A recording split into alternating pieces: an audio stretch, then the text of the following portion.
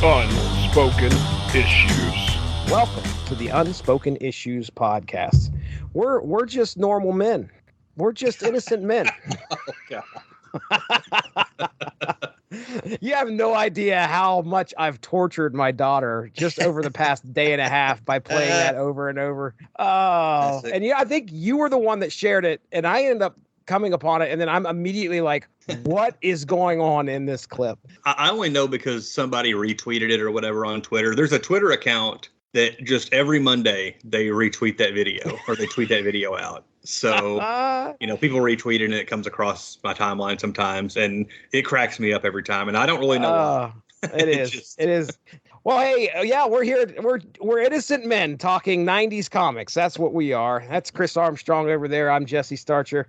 Welcome to the show, folks. We did an emergency poll because we had something on the docket to record today. Kind of fell off, and I was like, I don't want to lose this opportunity to sit down and record with Chris Armstrong. So I said, let's put out a poll real quick. And it was only a 3-day poll. Feel special. Yeah, buddy. So I'm sitting there, I'm scrambling. I'm like, okay, now I got to come up with a topic of a poll. And I don't know what in the world to come up with. And I'm like, you know what? Let's take a look at the top comics top selling comics, according to Comic-Con, website out there, which I don't think is updated for a while, but they have the 1993. They have a list of the top, I think it's the top 100 sellers from 1993. I said, okay, I want to pick like a book. So we was going to do DC, Marvel, Image, Valiant. That sounds good to me. The big four at that point in time.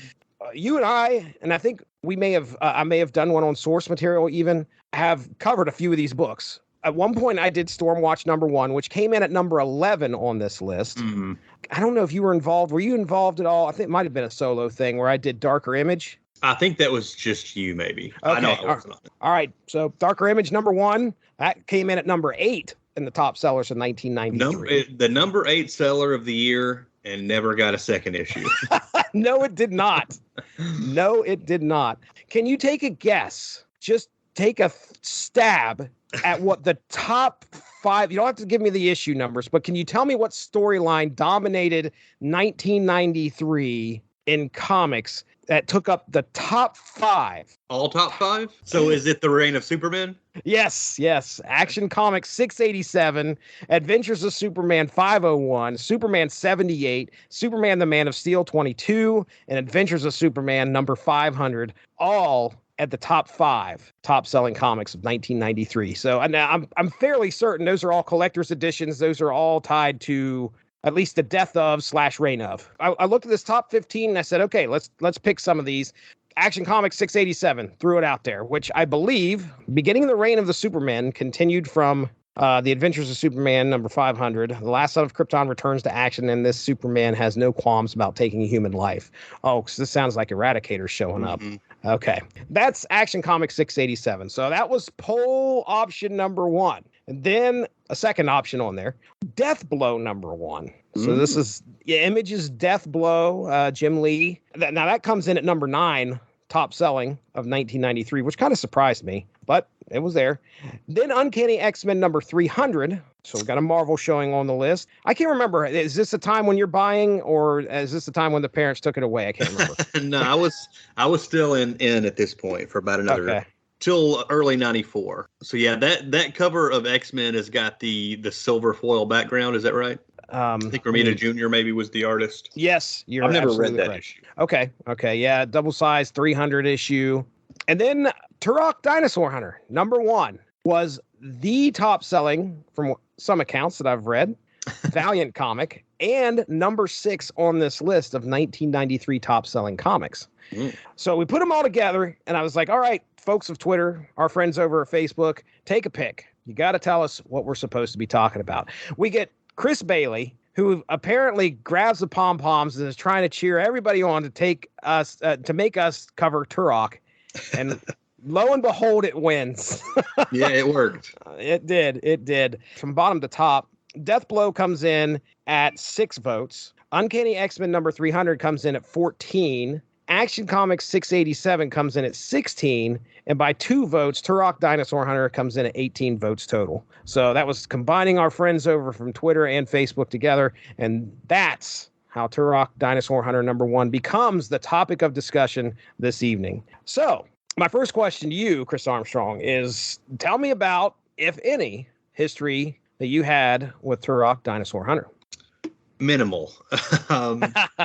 I think this might have been a book that maybe my brother had, because I don't know if I've told this or not. I think I have, that my brother was he was an older brother. He was I think he was probably a freshman in college at this point, and he was a speculator type. Oh, He yeah. had read comics a little bit when he was younger, but he was buying all the Image stuff early on, and any hot books he was going ahead and picking up because they would turn around and be, 3 or 4 times cover price in a few weeks at that time. Money. That's right. So I think he probably had like a Bloodshot #1 and Turok #1 and a few others, Ninjak. But I was never really into Valiant stuff. I actually kind of got interested in Valiant when I was out of the comics, for that period, because I stumbled upon a set of the Valiant trading cards. I think Derry talked about this on one of your Unity episodes. Oh, yeah.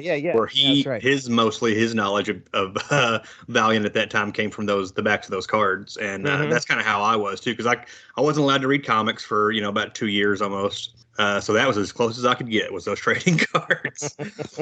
And so, I never really got into Valiant until basically the relaunch in 2020 or 2012 when the new Valiant stuff started coming out. And I liked a lot of that stuff, but I don't think Turok was part of that, because Solar, Magnus, Turok, those are all like Gold Key comics that Valiant was licensing at the time. So right. From what I was reading, it looks like Dark Horse was running some stories with them. Valiant. I think Dynamite had a run of Solar, Magnus, and Turok all around the same time Valiant relaunched. I wonder if it was maybe because of that. They wanted to kind of trick people into thinking, right, hey, this is part of the Valiant revival. Yeah, right on the heels of those guys. That's crazy. Yeah, let's talk Turok a little bit here, just kind of give everybody a little bit of history. Chris mentioned that they are he's a licensed property, and what had originally had happened, and this is straight from the wiki, Turok first appeared in Four Color Comics number 596 in 1954, and then in 55 he makes his second appearance, then gets his own title called Turok Son of Stone in 1956. Now, that's published by both Dell and Gold Key Comics from 56 to 82. From what I understand, just reading this, they say that it's disputed as to who created Turok. So historians cite Matthew H. Murphy, Gaylord Dubois, and Paul S. Newman as the earliest writers, therefore the earliest creators, potential creative team for Turok. Now, has Turok always been fighting dinosaurs? Well, I was curious about that. The original history has Turok and Andar finding their way into what is called the Lost Valley. And I think in Valiant, it's called the Lost Land. But here, they find their way into the Lost Valley, and they encounter, this is, again, from the wiki, ancient forms of life that still exist. So I think that was the initial premise, like Turok and Andar, which Andar, by the way, is his brother, I believe, initially. And he talks about him here in this issue. I don't know if he says explicitly that he's his brother or not, but according to the wiki, Andar was his brother at one point. Anyway, they find their way into the Lost Valley, and of course, they start running into dinosaurs and creatures so it's kind of like a Land of the Lost, Savage Land type thing. Very much. That's what it reminds me of.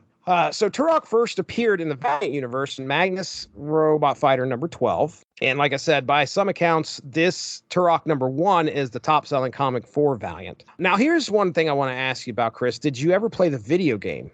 No, I was aware of it, and I think it was a pretty big hit, but I never played it. I think it was maybe exclusive to N64, which I did not have. Yeah. I had a PlayStation. My cousin and a couple of my friends had N64, so I played, Mario Kart, Super Smash, GoldenEye. I played a bunch of the games, Shadows of the Empire, but I don't believe any of them ever had Turok that I'm aware of, so I never played that.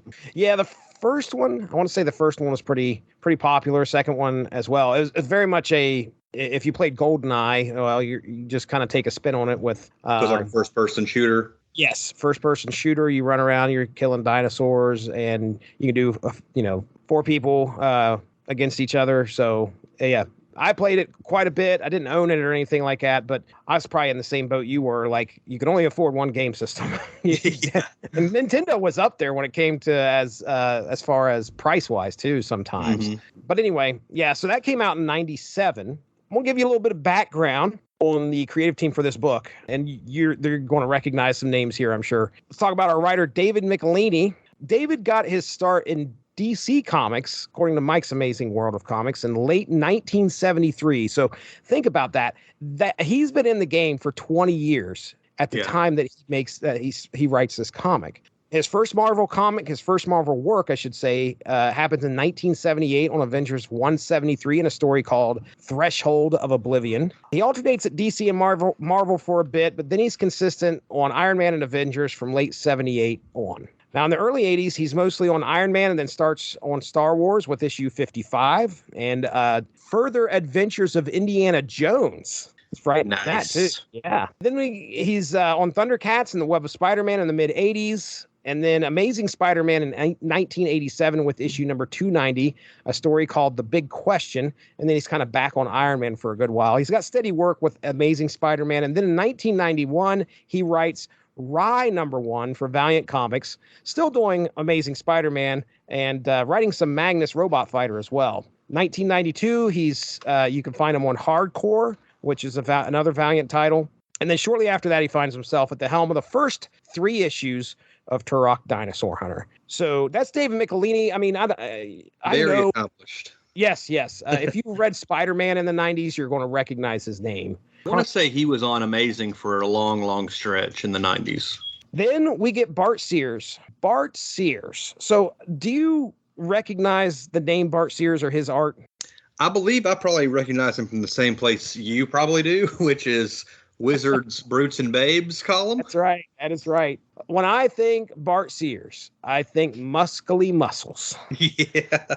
I mean, muscles upon muscles. I'll never. It's so funny because he's got this style that I immediately recognize. And I can do that with a fair amount of people. But of all the people, Bart Sears, I'm like, oh, that's definitely Bart Sears. I mean, there's an extra muscle where, only one should have been, I don't recall reading much of that column, but I could tell you flipping through a Wizard magazine. I don't think I ever read any of them. Brutes and Babes was basically like a tutorial on art. Like he would kind of do like little art lessons, for 3 or 4 pages. Right. Figure work and stuff like that. And I was never that I was never good enough of an artist to even try to do any of that. So much same over here, man. I wouldn't even know where to begin. So like Bart Sears, here's a stick figure and I'd be like, oh, well, okay, I could maybe do that. So career of Bart Sears, got a few things here. He starts, at least according to Mike's Amazing World of Comics, issue of Cops #3 from July of 1988. Do you remember Cops at all? The animated series? Right. I remember that it existed. I never watched it, and I never, read the comics. So okay, all right. So yeah, Cops. I remember the animated series. Never read any of the comics either, but not the very famous Fox live actions Cops, by the way. Right. Cops, Central Organization of Police Specialists, fighting crime in a future time. Protecting Empire City from Big Boss and his gang of crooks.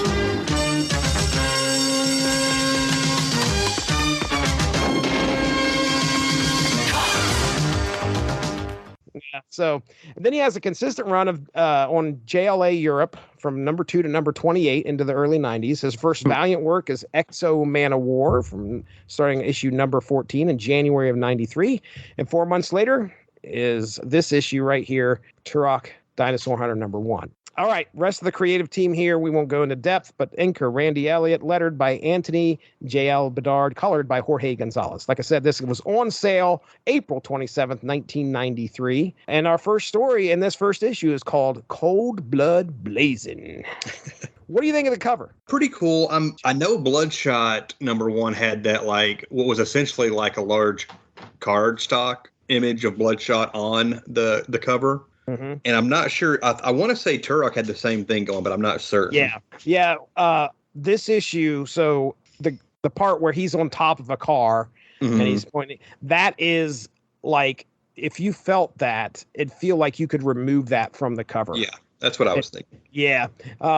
So, really cool looking. I think that's immediately what made me, I think a couple things actually made me buy this. Number one, Turok was a really hot character in the 90s.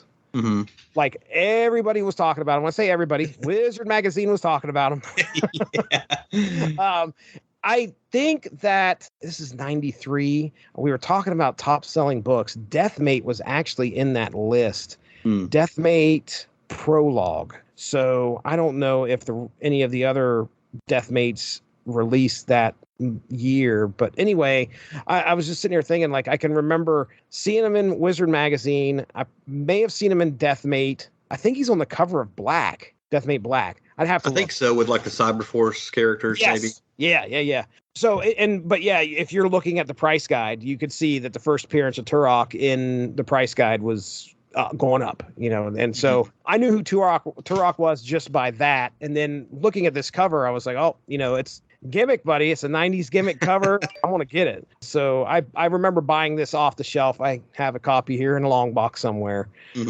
As gimmick covers in the 90s go, not one of the best. They're pretty tame. Yeah, but still a cool cover. And I do like the image of Turok, on the wrecked car, bow drawn on the dinosaurs closing in on him. It's a cool image. I was going to say on Bart Sears, I think the only comics I ever knew of him, I mostly knew him from Wizard.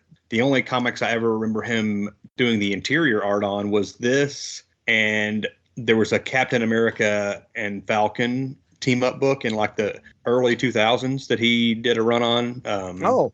Yeah, he was never a guy that I seemed to see a lot of interior work from. Maybe I just wasn't buying the stuff he was working on. I don't know, but he's solid. Yeah, I'll go into more detail about, let's just say, the contrast of his art style with some of the other Valiant stuff at the time. Well, let me go ahead and get into the synopsis here. Got a short synopsis of issue 1.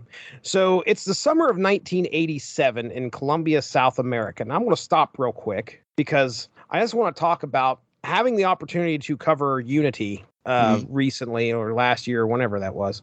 I find that it's very interesting that we start this story in a Valiant comic in 87, because the events that happen in Unity, Turok is living in the Lost Land at that point. Mother God shows up and she takes over the Lost Land, and by the end of things, the Lost Land is no more, and everybody that's there gets transported out. So my initial assumption was, which I thought everybody just got returned to their own time. Well, Turok ends up in Colombia, South America, 1987 of all places. So yeah. I think I don't know if he gets transported with any other Valiant superheroes at the time, because I'm pretty sure everybody just went back to the same era. And if that's the case, if everybody went back to the same era, but Turok didn't for some reason, and some of the other surrounding players didn't, then it specifically took him back to a spot that was previous to the rest of the Valiant heroes actually, the 90s, I guess. I'd say. That's interesting. They send him, they plop him down in 87, where the other characters all go back to the early 90s or right. or whatever. My guess is this. I mean, when they did this story, when Michelini was like, okay, I want to do 3 issues of Turok, which this is all he does, I believe. He doesn't he doesn't do Turok after this. I think he just grabbed these first 3 and was like, I'm telling a story where he showed up in 87. Then issue 4, it's almost like I'm looking for a time, because I fast forwarded and I was like, okay, let me look at issue 4 and just see if they're saying like, okay, 1993 or anything like that. Nothing there. So I'm thinking that by issue 4, they're catching up present time with him, because he's going to mix it up with other Valiant heroes at some point in his title. So anyway, maybe Michelini wanted to do a story that was independent of all the other stuff. Yeah, and we'll just put him back a few years before all those other characters started showing up, so we don't have to worry about it. yeah, and that's cool. That's fine with me. All right, so anyway, summer of 1987 in Colombia, South America, Turok reflects on the recent events that have led him there. He reminisces on how he and his friend/brother Andar found their way into the Lost Land, where creatures and people from different eras somehow coexist. He remembers how invaders erected a city, and confronting them, he met and became friends with Magnus Robot Fighter. Turok also recalls his service and betrayal of the Mother God during the events of Unity. Mother God unleashed the deadly cybernetic dinosaurs, or bionosaurs, as they were calling them. Cybernetic dinosaur Monarch and his clan of dinosaur assassins to kill Turok's tribe. As Turok vowed to find and kill Monarch, the Lost Land and all its inhabitants were transported back to the real world. We learn that Monarch and his clan also have followed Turok there as well, and they attack Turok as he is in deep meditation. The fight leads to Turok falling off of a cliff into a river. When Turok awakens, he is in a Colombian jungle village being tended to by a lovely woman by the name of Sarita. As Turok heals, he and Sarita become close friends. However, it is not long before Monarch discovers Turok is alive. Luring Turok away, Monarch attempts to ambush him. Turok fights with a warrior spirit and barely survives while Monarch escapes. Traveling back to the village, Sarita and the others tell Turok he must leave as it will no longer be safe with him there, but give him some extra arrows to see him on his way. Turok understands and looks to hunt Monarch and put an end to his evil ways. So there you go. Next, the Monarch quest continues. So there you go. That is the synopsis for the very first issue. Because I haven't read all of Unity. I've been reading it, trying to play catch up so I can listen to the discussions you guys had on it on your podcast. So I've only read, I think, the first 12 parts of the 18. So I've seen where Turok shows up in there, and feel free to spoil it. I'm not worried about it. Okay. And I noticed that, like, you know, in Unity, there are these cybernetic dinosaurs and stuff. So are these the ones he's fighting in this issue just the remnants of those? I'm thinking so. I think what there's this bad guy with the mustache. Talking about this drug dealer dude? Yeah. Okay. Yeah. Yeah. No idea. Does not show up in Unity. I can tell you that much. Gotcha. I believe what they're doing is they're sowing some seeds for later issues here. And that was actually my note, believe it or not, because there's something I left completely out of the synopsis. And that's that one page of like some drug dealer who's apparently shipping coke or, you know, I think he's shipping some cocaine. I don't know who's attacking his, because all he does is he gets a phone call and they're like, he can hear people yelling and screaming in the background. I'm thinking it might be the Bionosaurs attacking mustache drug dealer guy. Not a villain that pops up in Unity. Okay. So it just seems like Turok and all these bionic dinosaurs just got plopped down in the middle of Colombia after years of Unity. That's got to be what happened. And which Monarch, by the way, not mentioned in Unity whatsoever. Okay. More may be revealed about those as the story progresses. I was just curious if that was all remnants of Unity or whatever. The whole Monarch and his assassins killing Turok's tribe does not get talked about in Unity at all. So Monarch and the dinosaur assassins and the whole thing about his tribe getting killed, as far as I knew, it wasn't even mentioned. Yeah, they just take those Bionosaurs and throw them in. So, and what's, again, that also makes me sit there and think like, okay, when this 3-issue story arc ends, you know, he still has to hunt dinosaurs.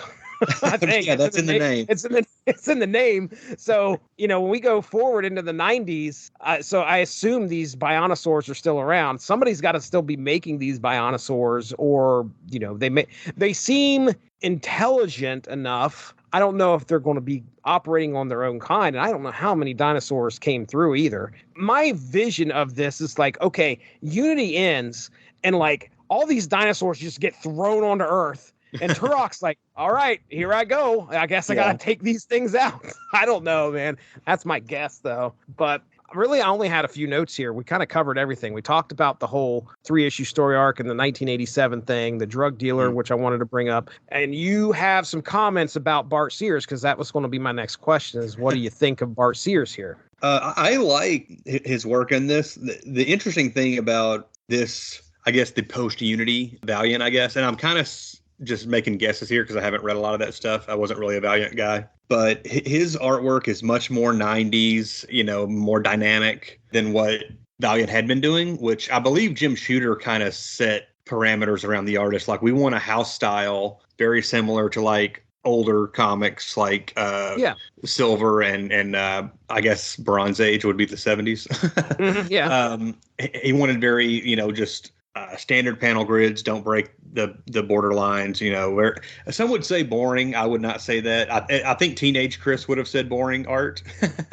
I don't think as much now, but yeah, Bart Sears is given a lot more freedom to kind of do more of an image style Valiant stuff. I think you could also probably see that with like Joe Quesada doing Ninjak around this time. Yep. I think they were kind of I think Valiant. Maybe Jim Shooter was gone by that point. Even. Yeah, actually, I can tell you, Jim Shooter was out. I looked this up because it was mentioned, but I think Jim Shooter ends up leaving at the end of '92. Yeah, I assume they were basically like, now that Shooter's gone, they were starting to lean more into like what's more popular, which is the image, style, more dynamic artwork. Yeah, maybe that's why they got Bart Sears and Casada. Probably some others. I can't think of anybody else from Valiant off the top of my head. But I just pulled up Exo Man of War. This is number 16. Number 16. I will say, okay, written by Jorge Gonzalez, Jose Delbo pencils. All right. This is very much reminds me of kind of like the not so dynamic art style. Yeah. Of that I'm used to with more I'm right there. Comic book art. Yeah, I'm right there with you, by the way. Back in the 90s, I usually didn't pick up Valiant books just because it wasn't going to be something jumping off the page like Savage Dragon or Spawn. The way that stuff looked just put some of what I was seeing in Valiant to shame. Yeah. But the thing is, it's all competent art, but the focus obviously was on storytelling with Valiant Comics. But anyway, back to this issue. So very much a traditional Valiant work. However, they aren't shy on the bloodletting. I'll tell you that much. I mean, they aren't shy on it. It's more of a restrained Bart Sears compared to what like a lot of the other stuff I've seen of his. Right. Which again is mostly just from the columns in Wizard and that short run he did on Cap and Falcon. But all right, well, that was kind of all my notes here. Before I get into picking the panel, we'll do that here at the end. What are your thoughts here, man, on this first issue of Turok, Dinosaur Hunter? I found myself really liking this issue, which, given how confused I was by some of the circumstances, like him being in '87 and this not really knowing where the dinosaurs came from, and why he has this, past with Monarch or whatever, right. That wasn't maybe already established somewhere else. I really enjoyed it, and I'll probably at least check out the other Michelini issues because I'm kind of curious where it goes from here. I really liked it. I didn't really like his work on that Cap and Falcon book, but I do like his art here. The coloring in this issue is just a little. It's really muted colors. That is a great word. That is exactly what I was going for. Yeah, I'm not a huge fan of the coloring. That's the thing that I think really holds the art back. Very orange.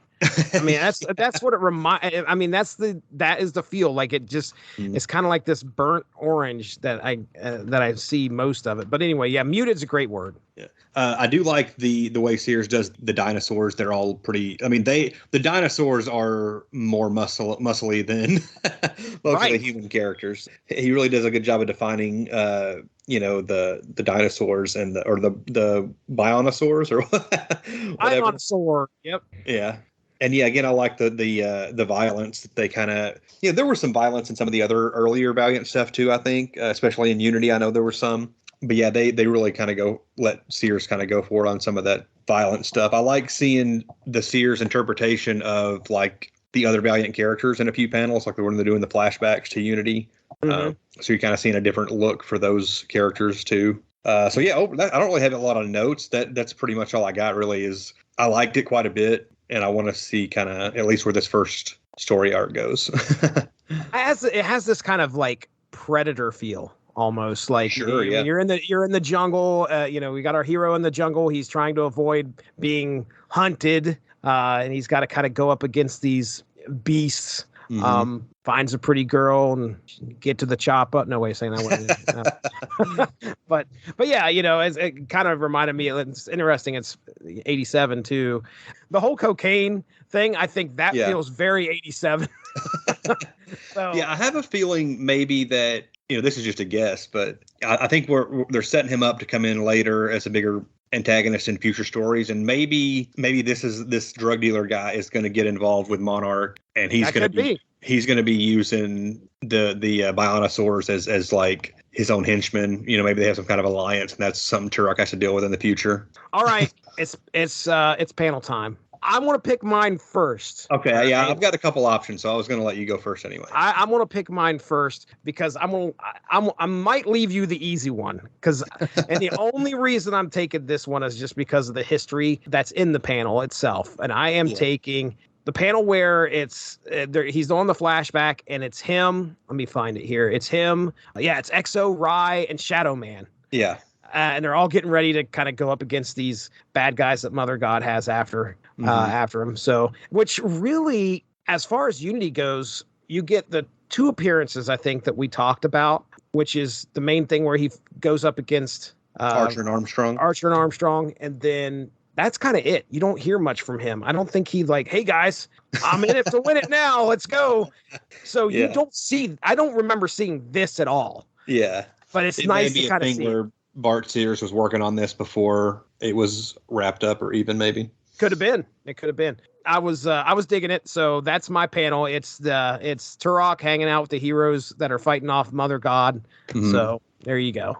Well, that was one of my two options. And there's honestly, there's a lot of really good options, especially a lot of the stuff with the dinosaurs. I'm assuming you probably thought I was going to pick him cutting the head off that one. It has to be. It had to have been. That's a contender, but that's not the one. That's not the one I'm going to go with. I'm actually doing a similar one to you, which is the other flashback panel where you see Magnus basically disemboweling one of the dinosaurs with a swipe of his hand. Very cool, dynamic 90s style action panel. I never read that first appearance of Turok. I skimmed through it and I was like, okay, what can I kind of get an idea? I was wondering about Andar, because he's mentioned, and I was like, what happens to him? Well, they kind of talk about what happens to him. I think after Mother God gets upset because Turok's decided to not do what she wants him to do. I think at that point, Andar's back at the village, and that's when the dinosaurs strike. But anyway, I was kind of wanting to see, did Andar show up with Turok in Magnus? He's a big thing that was happening back in the Dell and Gold Key stuff. Yeah. So did they carry him over? And yeah, they did. Andar was there when he first appeared in Magnus Robot Fighter. So anyway, so I kind of skimmed through that. I didn't know exactly what was going on because he mentions about how this village gets erected, and Turok's like they raped the land in order to build this city in the Lost Land. And that's what kind of made Turok go, hey, you can't be doing this. And his tribe was going to go after him. Well, Magnus was brought there. I was like, how did Magnus end up in the Lost Land too? That was the other thing I was trying to figure out, because Magnus was in the Lost Land before Unity had happened.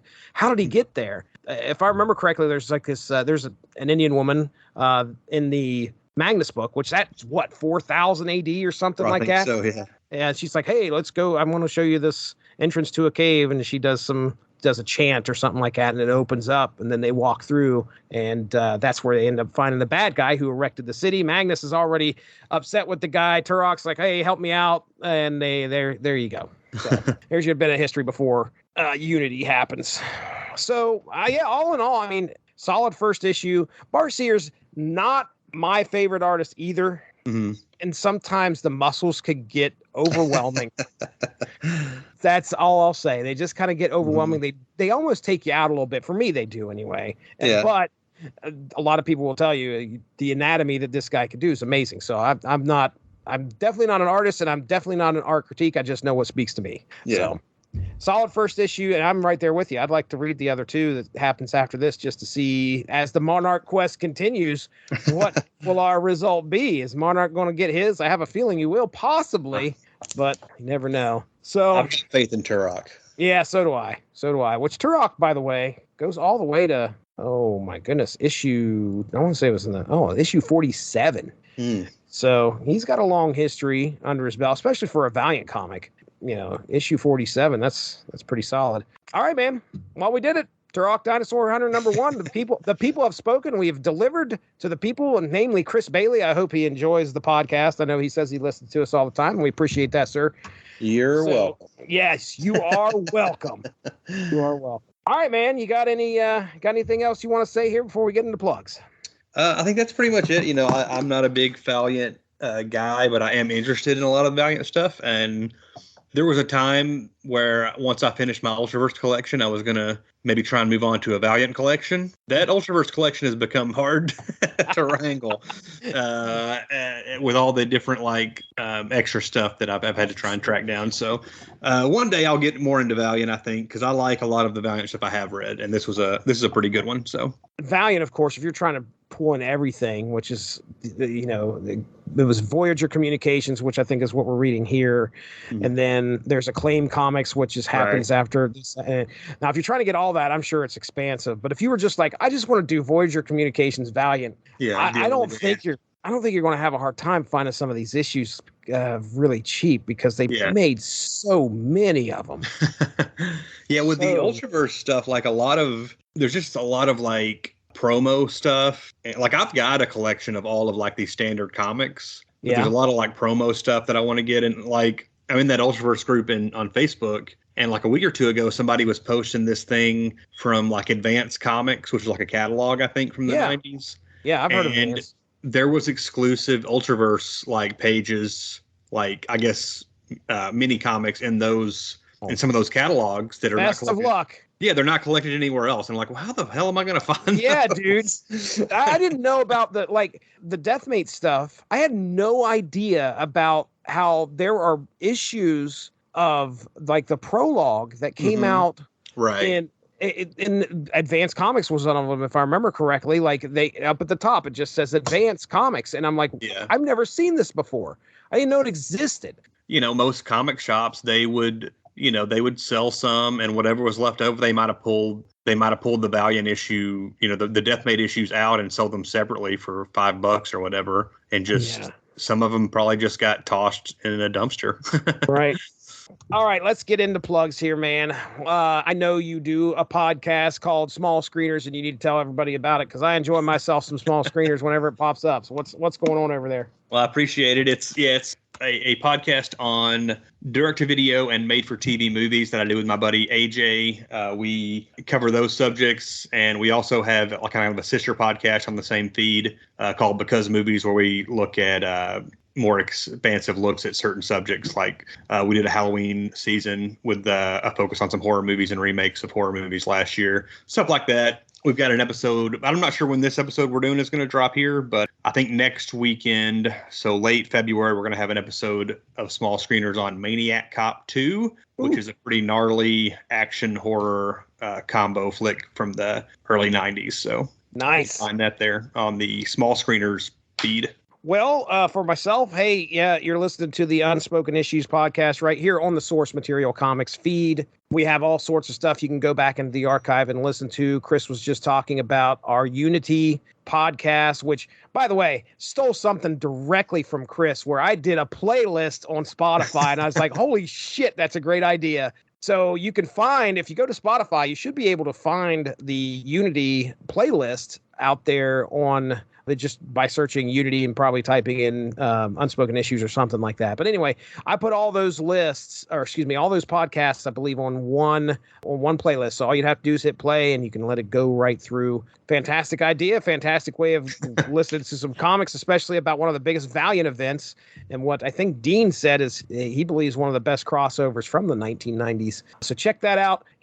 You can hear Chris and I and Evan Bevins talking Superman Doomsday. What a comic book that was. That was, man, you want to talk about one of the craziest origins for a supervillain. Check out our discussion on Superman Doomsday. And on the Source Material Comics feed, you can hear myself talking with a variety of characters. Chris has come on there before. I mentioned Evan Bevins. I've got Mark Radulich on there. We're in the middle of, I think, it's either our second episode or our third episode. We did a trilogy. Me and Mark did a trilogy of shows where we talked about kind of like these, crime noir somewhat. Wildstar Sky Zero's on the agenda too at some point. It'll be popping up. You got some face ripping action. Folks, tune into the feed. We're glad you joined us here for the 90s especial that we brought to you. Turok #1. We're going to have another show at some point. I'm sure me and Chris will be coming back at you at some point in the future. So I know our main plan here with Evan Bevins is going to be Exiles, correct? Yep. Exiles #1? Yep. Steve Gerber, correct? Coming soon. I'm down for some Steve Gerber. I can't wait. All right. Well, that's Chris Armstrong. I'm Jesse Starcher. We'll talk to you soon. Have a good one. Bye-bye. Thanks for joining us. Unspoken Issues is part of the UnspokenDecade.com, the home for 90s comics, blogs, and podcasts. Unspoken Issues also has a Facebook group you can join if you are interested. Just search the Unspoken Issues podcast and request to join. All of this would not be possible without W2Mnet.com and the Rattleitch Broadcasting Network, so make sure to seek them out for more podcasts. If you enjoyed what you heard today, please feel free to share, and we look forward to entertaining you again soon. We're just normal men. What do you mean, normal men? We're just innocent men.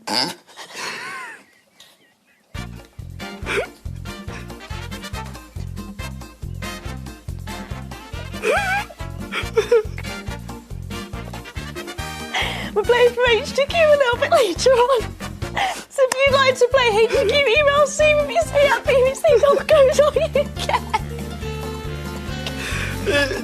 Oh, you do it.